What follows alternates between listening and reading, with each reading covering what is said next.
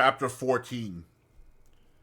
It is a most miserable thing to feel ashamed of home. There may be black ingratitude in the thing, and the punishment may be retributive and well-deserved. That is a miserable thing, I can testify. Home had never been a very pleasant place to me, because of my sister's temper. But Joe had sanctified it, and I had believed in it. I had believed in the best parlor as a most elegant saloon. I had believed in the front door as a mysterious portal of the temple of state whose solemn opening was attended with the sacrifice of roast fowls. I had believed in the kitchen as a chaste though not magnificent apartment. I had believed in the forge as the glowing road to manhood and independence.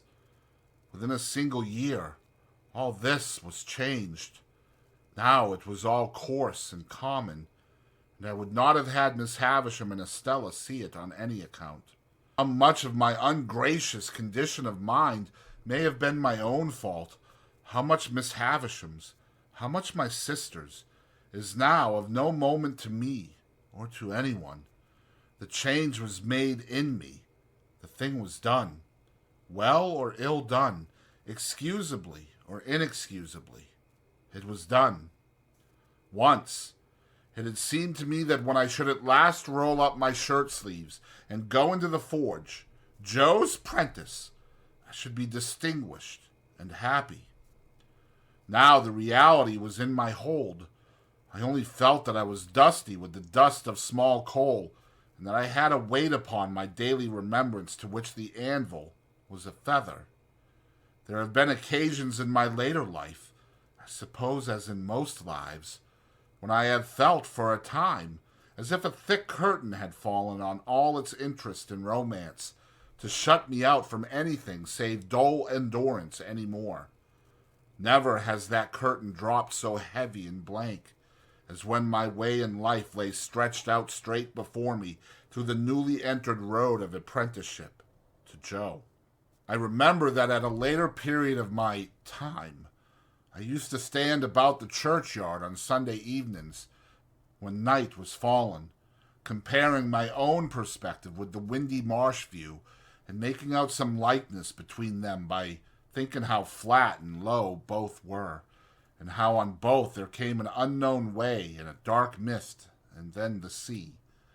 I was quite as dejected on the first working day of my apprenticeship as in that aftertime, but I am glad to know that I never breathed a murmur to Joe while my indentures lasted. It is about the only thing I am glad to know of myself in that connection. For, though it includes what I proceed to add, all the merit of what I proceed to add was Joe's. It was not because I was faithful, but because Joe was faithful, that I never ran away and went for a soldier or a sailor. It was not because I had a strong sense of the virtue of industry, but because Joe had a strong sense of the virtue of industry, that I worked with tolerable zeal against the grain. It is not possible to know how far the influence of any amiable, honest-hearted, duty-doing man flies out into the world, but it is very possible to know how it has touched one's self in going by. And I know right well that any good that intermixed itself with my apprenticeship came of plain, contented Joe, not of restlessly aspiring, discontented me. What I wanted, who can say? How can I say, when I never knew? What I dreaded was that in some unlucky hour, being at my grimiest and commonest, should lift up my eyes and see Estella looking in at one of the wooden windows of the forge.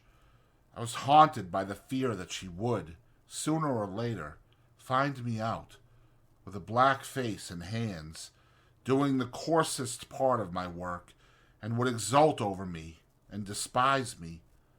Often after dark, when I was pulling the bellows for Joe, and we were singing Old Clem, and when the thought how we used to sing it at Miss Havisham's would seem to show me Estella's face in the fire, with her pretty hair fluttering in the wind, and her eyes scorning me, Often at such a time I would look towards those panels of black night in the wall which the wooden windows then were, and would fancy that I saw her just drawing her face away, and would believe that she had come at last.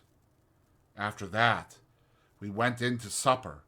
The place and the meal would have a more homely look than ever, and I would feel more ashamed of home than ever in my own ungracious breast.